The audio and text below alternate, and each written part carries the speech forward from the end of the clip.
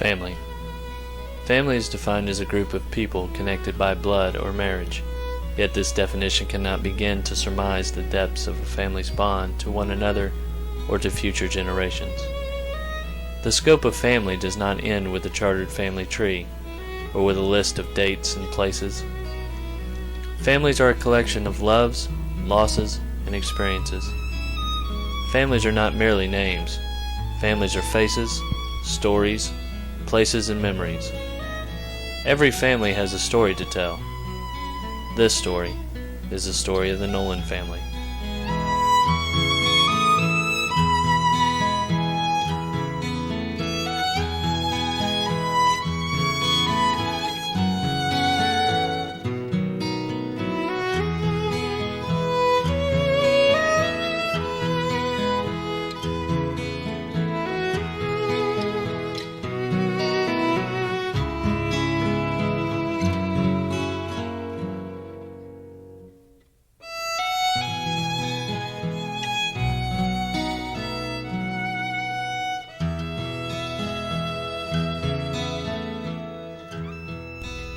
The Nolan family story starts where most American tales begin, across the ocean.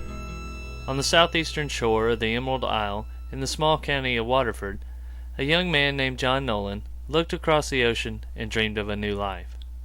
While his family was still suffering the devastating effects of the potato famine, John's dreams took him to a place where opportunity abounded and his family would not go hungry again.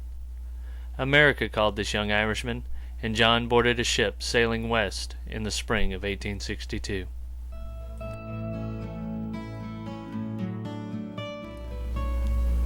John left his homeland with his two sisters, Julia and Margaret, and his brother William. The long journey across the Atlantic Ocean would be a test of faith, endurance, and strength for the Nolan family. The immigrant ships were often loaded far beyond capacity for human cargo, and thousands of Irish immigrants died in the cramped and blistering bows of the ships returning from Europe. But all the hardship and fear disappeared as the ship sailed into New York Harbor, and John made his way through the crowded deck to take a glimpse of the land of the free. He had arrived, and soon the ship would dock at Ellis Island, where he would take his first steps into the United States. Like many immigrants to America, John Nolan had come looking for land.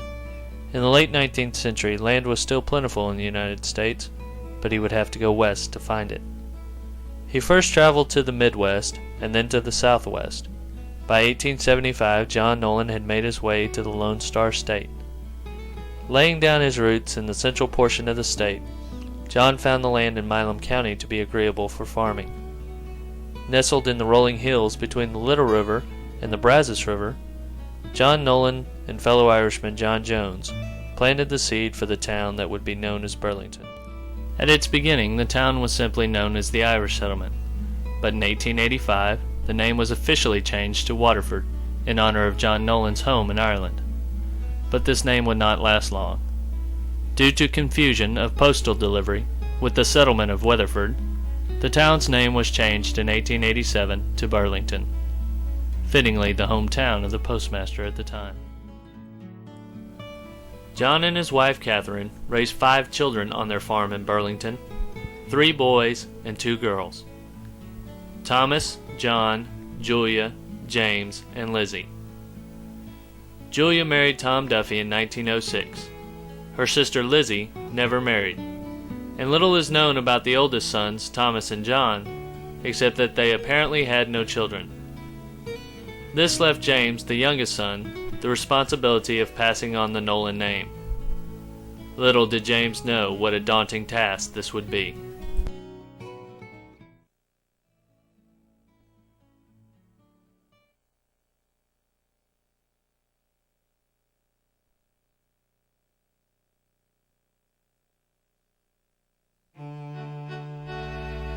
James Michael Nolan was born August 19, 1884, and was the 4th child born to John and Catherine. He grew up in Burlington, attending school and Mass at St. Michael's, the church his father helped found. James was raised with a strong religious foundation, and his father was a devout supporter of the church. In his home, James was taught the values of hard work, the importance of his faith, and the meaning of family. And in most ways, James was a typical boy who spent much of his time working his family's farm, playing with his classmates, or attending the dances held in the county. It was at one of those dances he would meet his future wife. His wife, Cordelia Ann, was born to John and Josephine Talent in Mintz, Texas, February 3, 1887, and lived most of her childhood on a farm near Westphalia. It was in the small town of Westphalia that Cordelia attended grade school as well as services at the Catholic Church. Like James, she was also brought up with deep religious convictions and a sincere belief in family. It would be these two lessons Cordelia would most impress upon her children. James and Cordelia likely met at one of the many dances held in Rosebud. They courted, fell in love, and were married on January 12, 1909. They settled in Burlington, where James would work to support his wife and his growing family. You know, Dad had the farm, but he didn't always work the farm. He had, when he was younger, worked in an oil field down near Beaumont somewhere, when those first oil fields came in. All right, then he worked for the railroad. He was the agent at the station in Burlington, if you can imagine that. But there used to be a train came through, you know, twice a day. But then after that, he started a cotton yard, and I guess Jim Nolan mentioned they still own that cotton yard. It's down across the railroad track and used to be a lumber yard down there. But it's just a couple of acres back there where people would have their cotton ginned and then bring it to the yard to be weighed, and they'd get a ticket that they could sell it then to one of the cotton buyers, you know. So he did that. He was always helpful to Mom. Like if he were home for wash day, for clothes day, if he were there for any length of time, he'd be out there helping build the fire under the big pot and doing whatever. He was, for me, and this is interesting, because he was the authority for me. You know, I could beg Mom, but if Dad said no or yes, it was no or yes. And the nearest you'd come to getting a spanking from Dad would be to sass Mom. As I say, he was the authority. At the same time, he was a wonderful entertainer. Whether the company was old or teenage or, well, I wasn't even a teenager, you know, young, Dad was always an entertainer.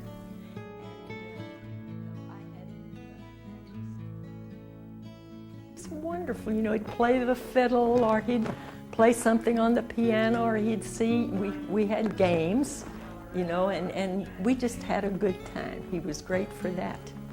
And he was also great at taking us, like, to the dances. Now, I was too young to do anything but dance with some of my girlfriends, but he'd take us to watch the older girls dance, when the dance in the dance hall in Burlington. Dad, and we'd walk up there. He had a Model T to get to the farm, but we didn't just travel around in it too much. But we would walk up to the dance hall and you know, watch everything that was going on and see the others dance and who got tagged the most. I always thought my sister got tagged more than anybody, but you know,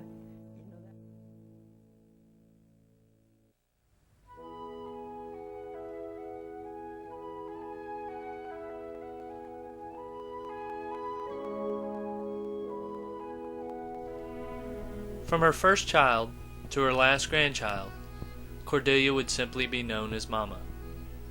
She was a strong woman, a loving mother, a devout Catholic, and a friend to most everyone she met. And I think Mama had a personality that she made friends and loved everybody. You know, I always remember somebody died, and oh no, a wedding of a friend, and it was in the Baptist church, and the priest said we couldn't go, you know, because it was a Baptist church. And she said, we're going. She said, he just made that up. and so we did. She was really an individual, and ahead of her times, I always felt, and certainly about the church, that she was really ahead of her times. Well, she worked most of the time, at home, of course. She did a lot of cooking, you can imagine that.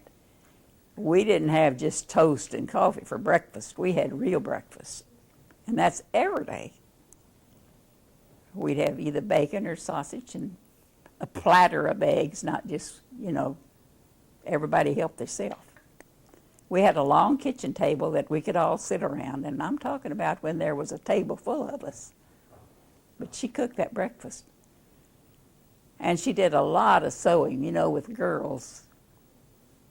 My sister-in-law used to say that Mama bought her material by the boat. Well, I don't think she did, but it might have looked like it sometime.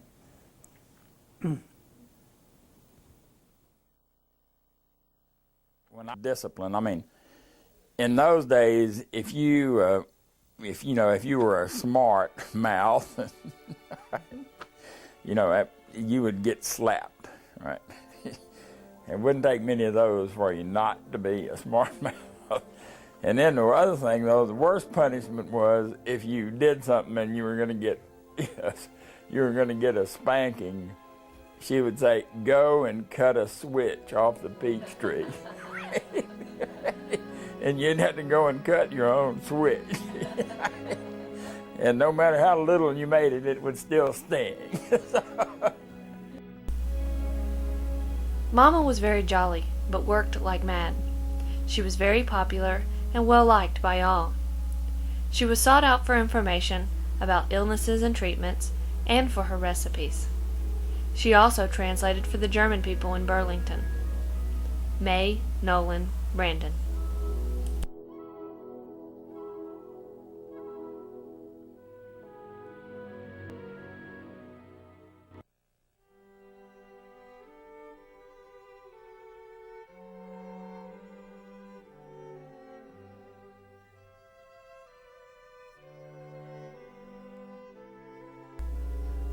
Catherine Josephine Nolan was born May 5, 1910.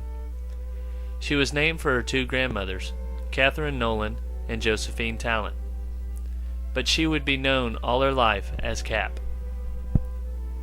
Catherine was the apple of her parents' eyes, but she would only be the first of the many blessings brought to the Nolan family. Sister Cap had gone.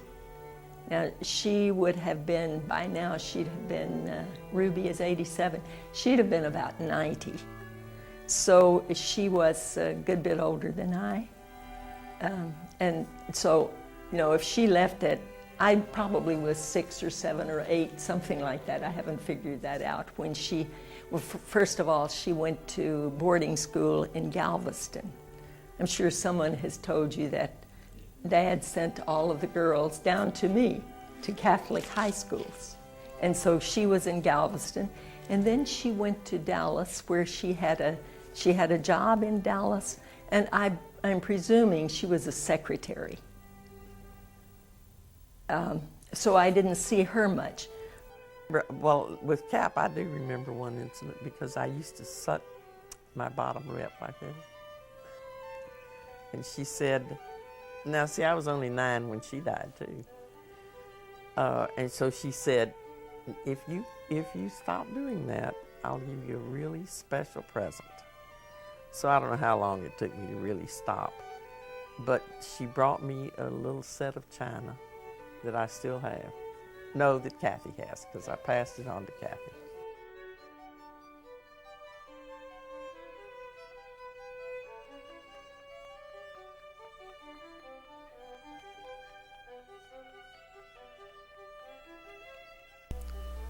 Cap was soon followed by a little sister, named Ruby Ann, born December 13, 1911. Ruby was named after her mother's brother, Uncle Reuben. She followed her sister through St. Michael's Catholic School in Burlington and spent many happy days of her childhood playing with her sisters, cousins, and classmates.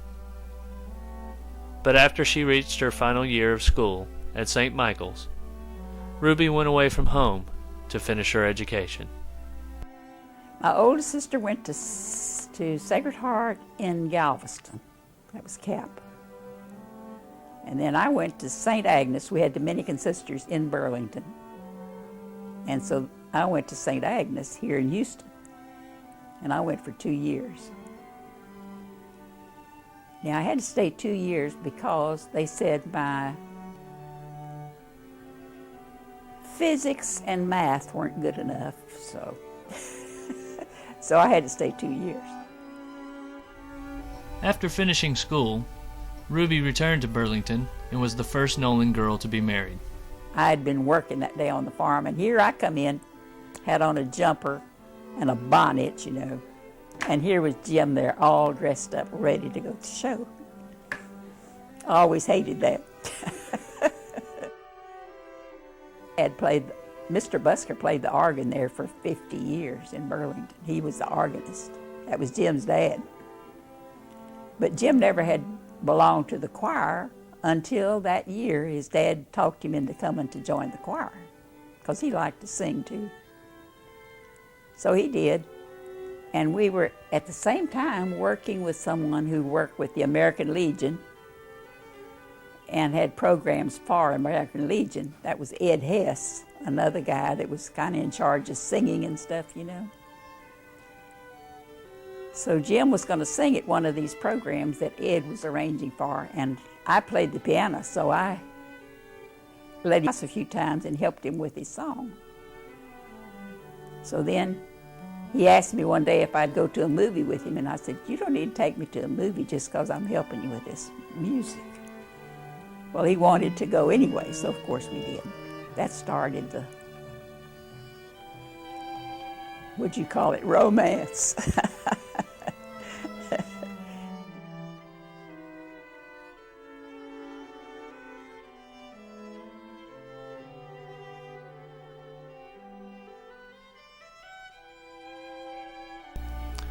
Julia Edna Nolan, named after her father's sister, was the third daughter born to the Nolan clan. She was an imaginative child who at the age of 4 decided she would no longer be called Julia and insisted her name was Polly Wiggins.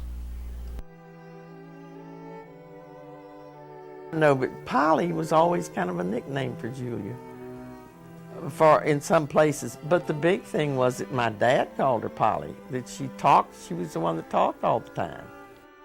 And Polly had a reputation around the house that she entertained, and that Dad would call her if somebody came in to visit. He would always call Polly, so that the other girls said she never had to do a thing. They had to prepare the meal and whatever, but Polly was always called on to entertain with Dad. Polly was a mess about cleaning anyway. It didn't bother her much.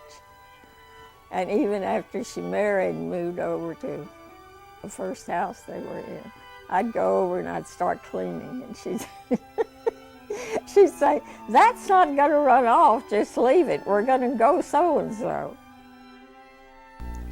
Although Polly was not known for her domestic abilities, she married a good cook, and she and her husband Elwood frequently invited family and friends over for Elwood's famous steaks or fried chicken. They were a loving couple that rarely spent time apart, unless it was for an important reason. Dear John, March 21st, 1944. Elwood spends at least 3 nights out of every week at church, so we don't do anything. The only bad thing about it is I have to wash dishes by myself on those nights. He likes Alberto and says he really does explain the catechism to them.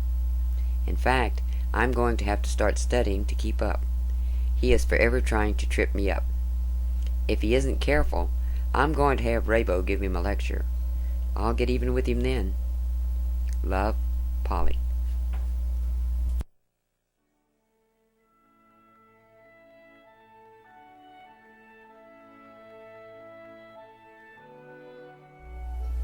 Mary Alice Nolan was born February 6, 1915, and was called May most of her life. If there was time after chores and homework, we played cards, as long as we could get a game going without a fight. We played Old Maid and Flinch. We played baseball with a homemade bat and a homemade rag ball, but the boys wouldn't play with the girls. Like her sisters, May enjoyed going to the dances and spent most of her time with one certain dance partner named Harold Kleypas. May went to school in Houston and did well in her studies. Father would have a fit if we didn't, she would say. She played on the baseball team and worked on campus to help pay her tuition. After completing St. Agnes, May moved to Austin to study nursing at Seton Hospital. As a nurse, May was a stickler for detail, and was apparently the same at home. May was very strict with all of us when she would come home. John and I used to beg not to have to eat at the table with May, because we probably have the, John would always say, he said, but listen, we probably have the best manners of anybody you know, because she was corrected us all the time, whether we held the fork wrong or the knife wrong or what. She corrected us. I was walking in front of May and Mama in front of Seton Hospital, and May suddenly, and I'm sure I was appalled that she talked to Mama like that, said, "What is the matter with her? She's crippled with her." Well, they were hand-me-down shoes that we all had to wear somewhere along the way, but I was just shocked at the way she talked to Mama, and I didn't know she cared. While working at Seton Hospital, May had two memorable patients, Lyndon Johnson and Chet Brandon. She was very fond of one of them, and 2 years later she was married. Chet was a structural engineer, and his career took their family to live in many different places throughout the years. May and Chet lived in New York, California, Maryland, Puerto Rico, and in Curacao, where she and Chet owned and operated a hotel for 20 years. Although she lived so far from home, she did her best to stay close to her family and would send for Mama to visit as often as she could.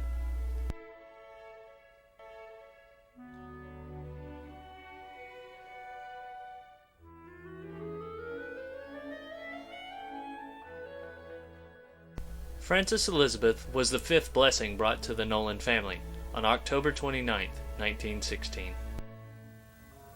And I was the only one. Dad never called me anything but Podner. And of course we all went out and picked cotton, and I wasn't good at chopping, so I didn't have to chop but 1 or 2 days, and I'd be into my chopping. My hands would swell up in my arms. That was luck. Of course, life in Burlington was not all work. The girls also had time to socialize at the local dances. Oh, there were dances up at the what we call the hall, and it was a hall. And we all went to the dances, of course. That was. Where was the dance? Sure, that's right. You'd go, and there'd be a bunch of men out in the center, and they'd run out and tap you, and then you dance with them, you know, and change around. Oh, she and Foy danced a whole lot. They were good. Country. And then Benesh's farm was next to ours. We had a big farm. They had 50 acres, I believe. And so one night I was crying like they were going to get to the dance. So Mom called over to Benesh's, and the boys were going. They had a boy that lived with them that wasn't family. And from that night on, we went together and married and had children and everything. But that was so funny the way that worked out. Even after she and Foy were married, Frances still spent a lot of time taking care of Mama and looking after her little brother Jim. Frances, it was I lived with her, I mean, you know, when I was little, and you know, and even, you know, all through high school. I mean, when Mom was sick or in the hospital and I was skipping school, you know, Frances is who got the calls, right? She knew the registrar or whatever at St. Thomas better than I did, Miss Ward, right? So, you know, Frances was, you know, around a lot.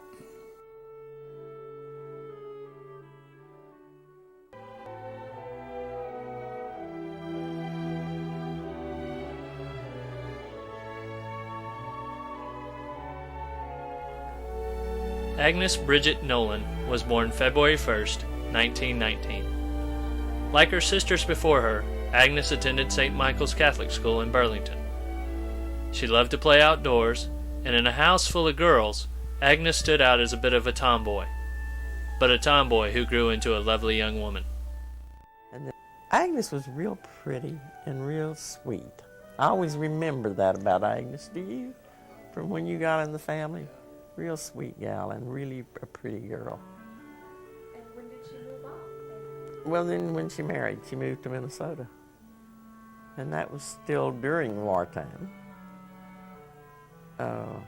And I guess she got married in the rectories in Austin. After St. Michael's, Agnes went to Austin to attend St. Mary's Academy, where her sisters Pauline and Frances had gone. She graduated in 1935 and then continued her education at Seton Hospital, receiving her nursing degree in 1941. Like her sister May, she also met her future husband in Austin. Introduced by a friend, Agnes met a young lieutenant named Roy Shumway at a dance. And 1 year later, on April 8, 1943, they were married at St. Mary's Rectory in Austin.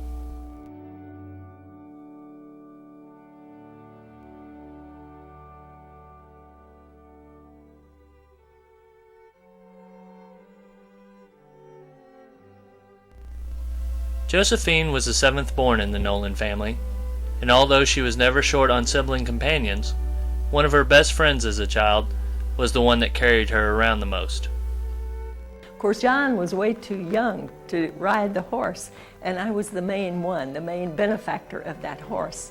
And it came a couple of years before we moved to the farm, so it was really good for me. The farm was a few miles out, and you know, we didn't drive. I didn't have a car to drive, so many a time I came into Burlington on Tony. But this time I wanted to tell you about, because Dad had one of the men who worked on the farm, Willie Griffin. And Dad asked Willie Griffin it was a Sunday, and he asked him, I'm saying it's a Sunday, it may not have been though, to try to break in the horse. And Willie was riding Tony, and he was passing along by the Baptist church, which had a barbed wire fence around it. And the car, you know, there weren't that many cars either passing by at that time. A car came along, and what happened? But Willie was taken into the fence, and Dad bought him a new pair of pants, I know that much. Joe was a typical teenager who was involved in school functions like pep squad and talent shows. But like any high school senior, she was careful about fraternizing with underclassmen. Let me see. Joe was a senior in high school, and I was a freshman. And I remember one time she said, "Don't speak to me when we're at school." And somehow I understood that she was, why she didn't want me to speak to her. No, but we've always been close. Still are. Josephine was the first of the Nolan girls to attend a public high school, and ironically, she was also the first to seriously consider pursuing a religious vocation. Oh, I used to pray too. I can remember even my last year of high school, when we'd get home from school on the bus, I'd go into the church in Burlington and kneel in front of the statue of Our Lady and ask her, you know, and say a prayer regarding my vocation, you know, whether I should do it or not. But I do remember that, so I had it in mind. Another thing too, Father Tom O'Sullivan gave me the book of the It's a famous book, and right now I don't recall the name. The Following of Christ. And so I was reading that, and this one day we were sitting, and Father Tom O'Sullivan was there, but we had a big gang around the table in the kitchen. And so somebody was accusing me of vanity. Can't imagine why. And so I said, quoting from this book, I said, "Vanity of vanities, and all is vanity except to love God and serve Him alone." And nearly all of them collapsed. They couldn't believe that I was saying such a thing. I think after that, Mom wouldn't have said, "Now maybe you should put it off another year." As she had said a couple of times, maybe you could maybe just put it off a year.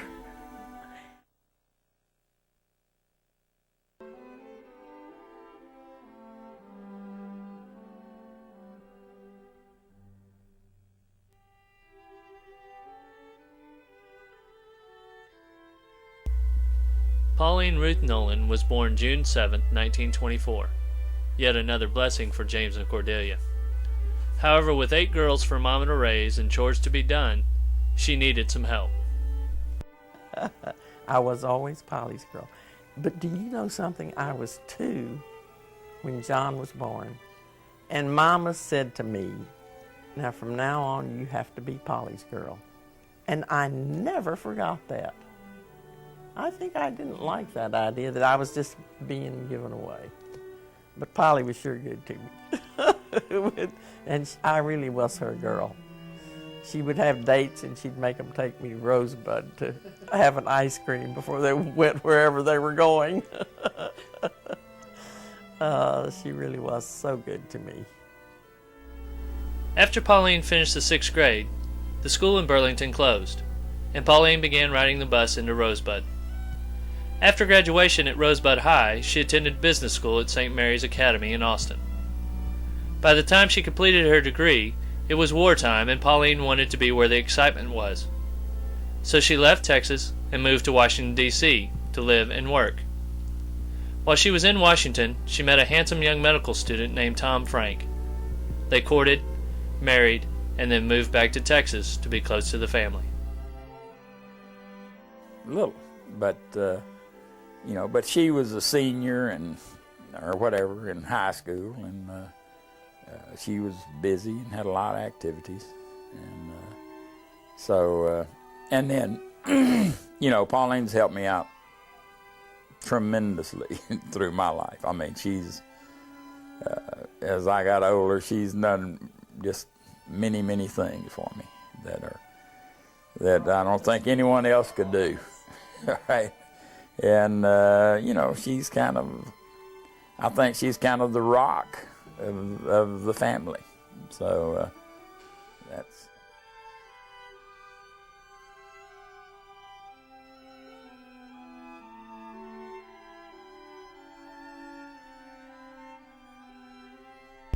On September 13, 1926, something new and different arrived at the Nolan household: a baby boy.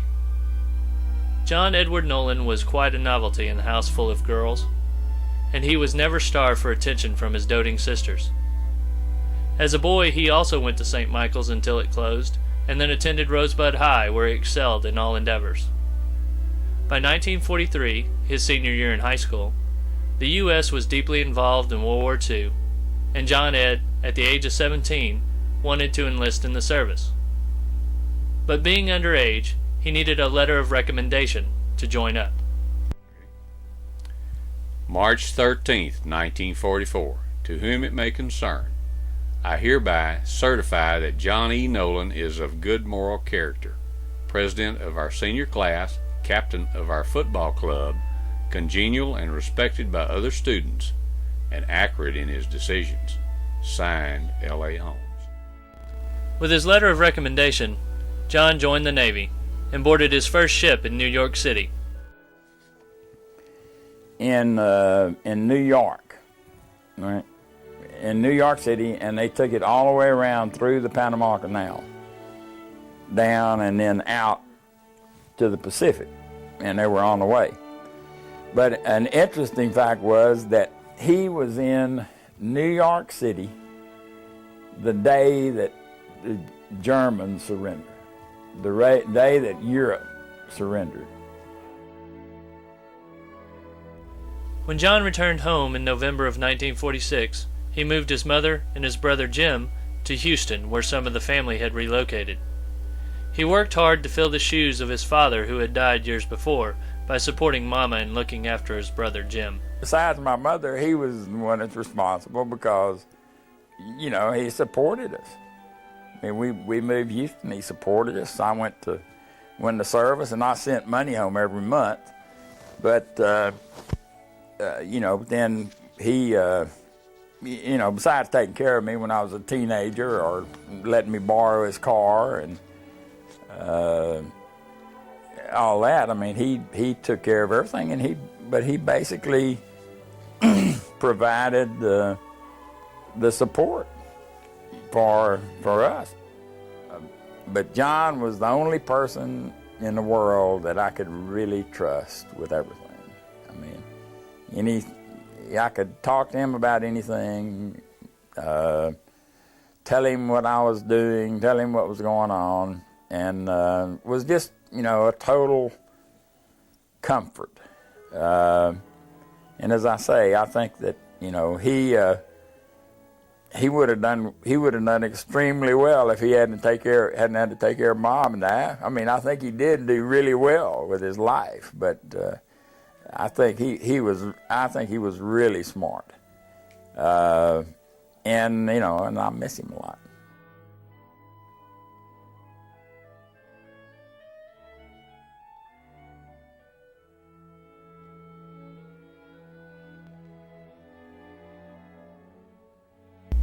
Donald Joseph Nolan was born June 15, 1932, but sadly only lived one day. He had an unusually high birth weight at delivery, perhaps the result of infant diabetes.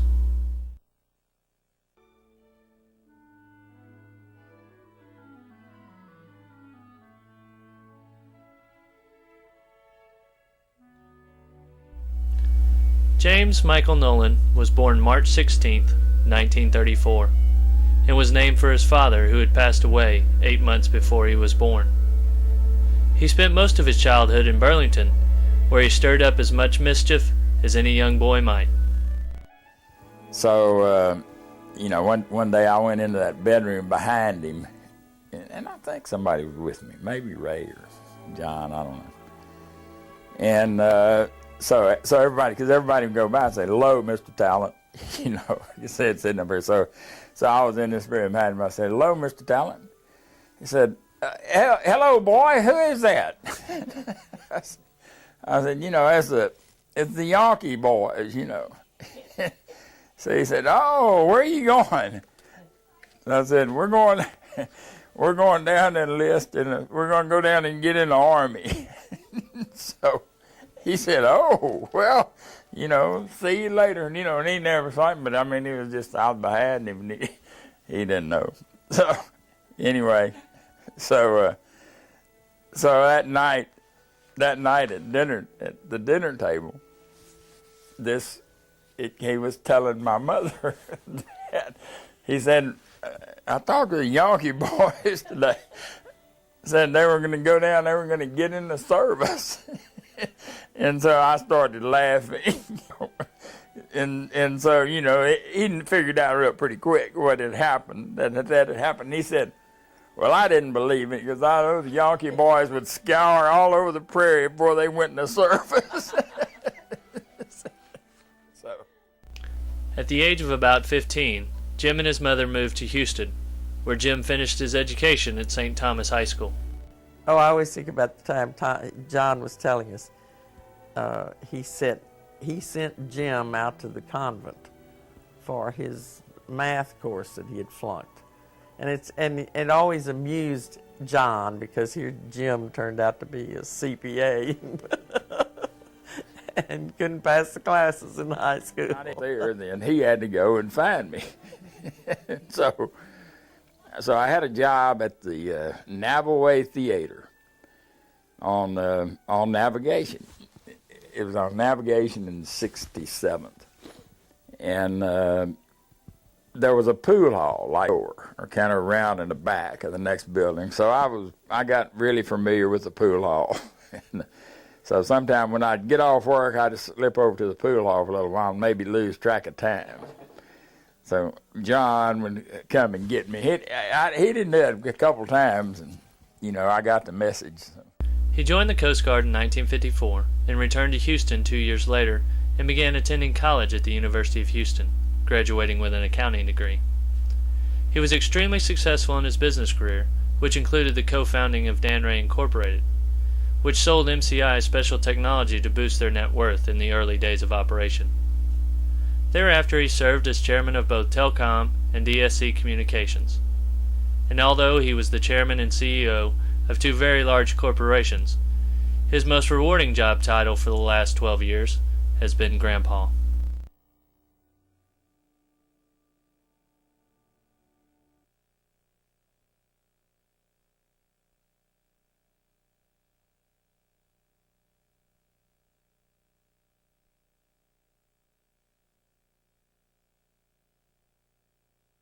This is a letter dated May 5th, 1933, okay? And it's from my father to Cap, who is our oldest sister, okay? And obviously I wasn't born, and I guess he died in August. Would that be right? Sometime in there. Dear old Cap, 10 a.m., May 5th, 1933. 23 years ago now, I was about the happiest, most foolish young man in this part of the weeds. And I was justified in being all that. I just couldn't fathom the sweet mysteries of life, and am no nearer their solution now. Since you sent the family group picture, I just sit and gaze at it, and think I have helped to do something wonderful. The Lord has surely blessed us with a grand family of intelligent children, for which I am thankful. I pray every day that the good Lord will give each of you the grace to save your soul, which is the one and only thing in life worth striving for. Another thing you must never forget is that you have a wonderful mother who deserves all the credit for what you and the rest of the kids are. Your simple old dad. The years 1933 and 1934 were trying times for the Nolan family. James Nolan died of cancer on July 25, 1933. His youngest son and namesake, Jim, was born 8 months later. On September 24, 1934, tragedy struck the family again when the oldest daughter, Catherine, passed away. A story about right before my dad died that you know, apparently he was in terrible pain, but still working. And that like he had a board strapped to him, because that helped the pain. But I mean, the girls, you know, and then he would tell them, you know, tell Polly or whoever that, you know, he couldn't lift, you know, they would have to help. I mean, like if they were lifting heavy stuff or whatever. An article upon the death of Catherine Nolan. Burlington and vicinity was shocked Monday morning about 4:30 when the sad news came from Dallas that Miss Catherine Nolan, who was reared here, had died. She was riding horseback Sunday afternoon, was thrown from the horse. She walked back to the rooming place and complained about her ankle and side, but her condition was not considered serious. Sometime after midnight, Sunday or Monday morning, it was discovered that she had passed. And Cap was my oldest sister, and she died maybe a couple of months after my father died. So my mother had all of this at one time. Imagine that, and being pregnant too. And Cap was thrown from a horse in Dallas. She was working in Dallas and belonged to some kind of club or something. And it killed her. Anyway, that was a tough time for Mom. Oh my, yes. But it was It was a no-win situation for her, truly. And I just am amazed when I think about it. And how she must have felt that she was left with 9 children and 1 on the way. And she was it. Talk about single mothers. What a job. It was enough to drive you crazy. I can't imagine being caught in that situation and not to know how in the world you were going to feed them. She was amazing. As close as the Nolan family was during the hard times, the family is just as close in the good times. For the last 25 years, the descendants of James and Cordelia come together every year in Waco, Texas, to renew and strengthen the family bond that has been so important to the Nolans. It's been a long journey for the Nolan family, from Waterford County, Ireland nearly 150 years ago, to the Nolan family reunion today. Consistent throughout this journey has been the strong belief in the meaning of family. This tradition still thrives today and will carry on for generations to come.